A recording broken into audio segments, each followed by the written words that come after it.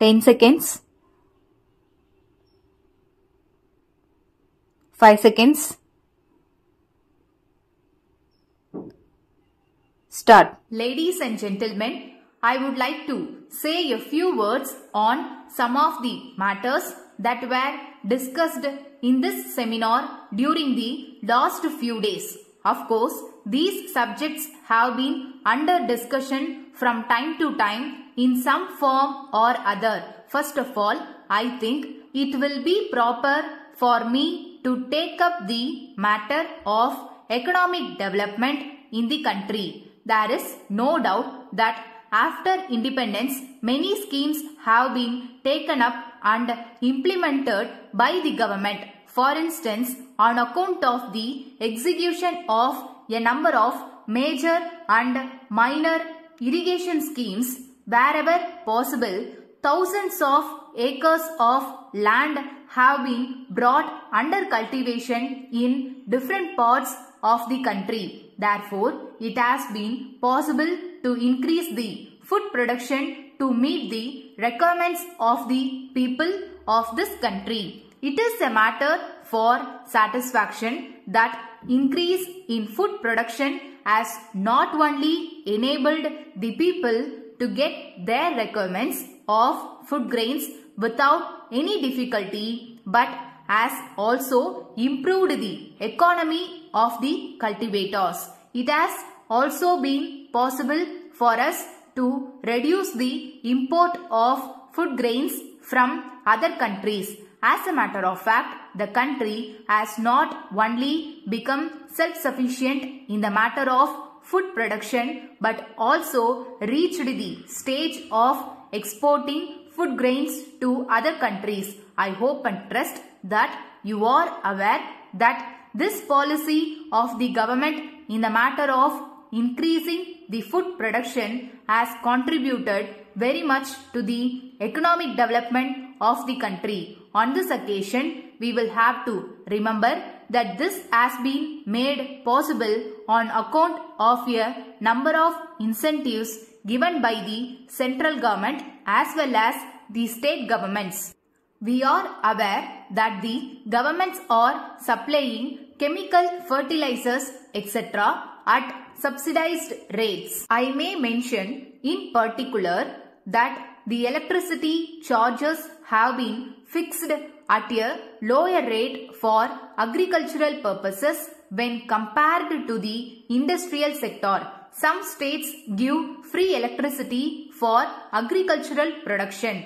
The most important matter is that the food grains produced or purchased by the government authorities as soon as the harvest is over. This is a great incentive to the farmers because on account of this arrangement, the producers are able to sell their produce not only at a reasonable price but also without delay. This will enable the ryots to set apart a sizable sum of money for agricultural operation for the next season. Within the short time at my disposal, I do not want to go into detail on this matter. Nevertheless, I would like to appeal to the ministers and officers of the central and state governments who are present here to help the farmers in such a manner that they may devote their best attention on food production. Having made the country self-sufficient in the matter of food production, the standard of living of the people has to be raised so that they will be in a position to spend and buy their day-to-day requirements such as food grains, clothing and other things. For this purpose, a number of large-scale industries, small-scale industries and cottage industries have been started in the public sector, private sector and joint sector in various parts of the country, and these provide employment opportunities to a large number of the population. However, considering the unemployment problem facing the country I request the government to see that more and more opportunities are created for providing employment to young men and women so that the whole nation works with a view to make the country economically sound and prosperous. Dear sirs, we thank you very much for your kind letter dated 10th instant appointing us as your agent for Tiruchi. We are grateful to you for your action in this regard.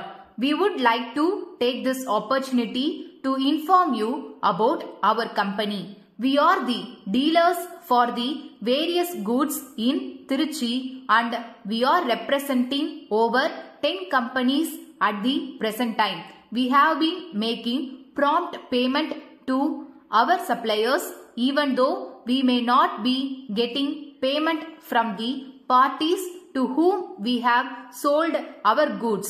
We have a credit facility of rupees 5 lakhs by way of overdraft with our bank. Therefore, you can rest assured of timely payment by us.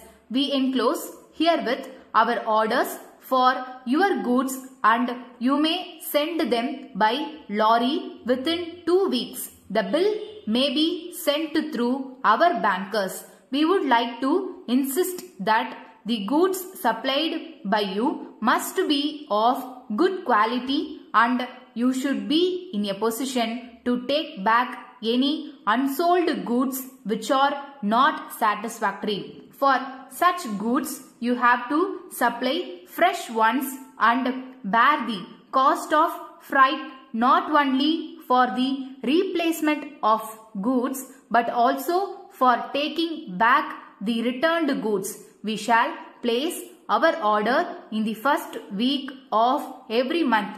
We are sure that our business connection will improve in the years to come. Thanking you, yours faithfully, Managing Director.